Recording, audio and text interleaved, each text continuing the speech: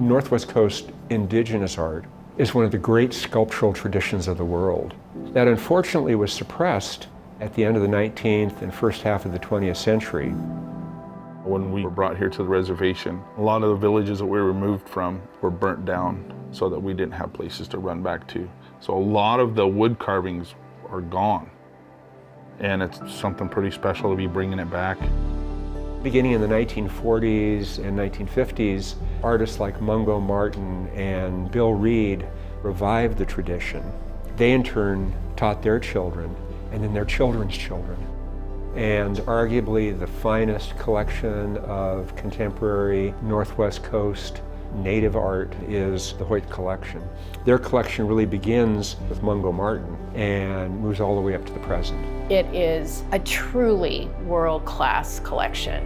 It features dozens of mask and sculptural works and prints from some of the finest Northwest Coast artists working today.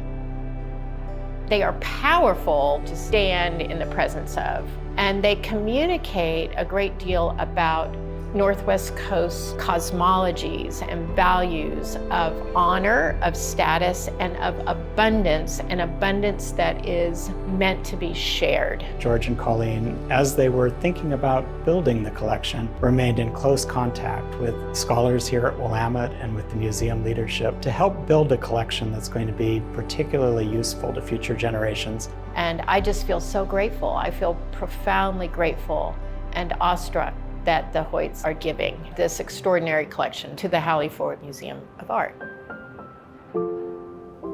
This collection makes the Hallie Museum of Art the premier repository for contemporary Northwest Coast indigenous art in the United States. So to celebrate the gift of this extraordinary collection by George and Colleen Hoyt, we wanted to commission a welcome figure for the front of the museum, welcoming all those who enter. And we chose to work with Bobby Mercier from the Grand Ronde community, who has been long a friend of the museum. The piece that I'm working on for the Hoyt collection is Big Man, a Head Man, Hayashman. When you would go to certain places and you would see something like this, you would know that it's a special place.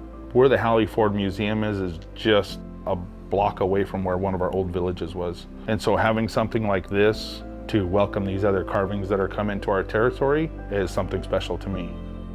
This extraordinary collection is but one piece of the Hoyt's legacy of giving. George and Colleen Hoyt have been among the strongest supporters of Willamette during my 20-plus year tenure on the board. This isn't just a philanthropic endeavor to them.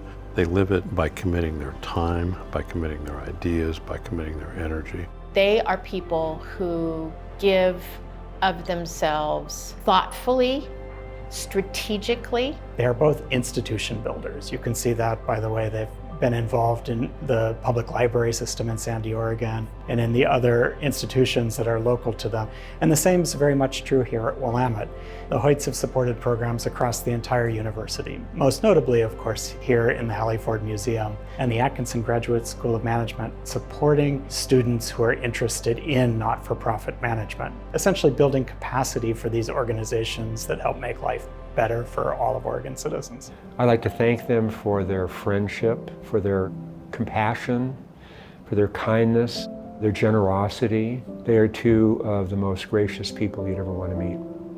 And their legacy will live on forever at the Hallie Museum of Art.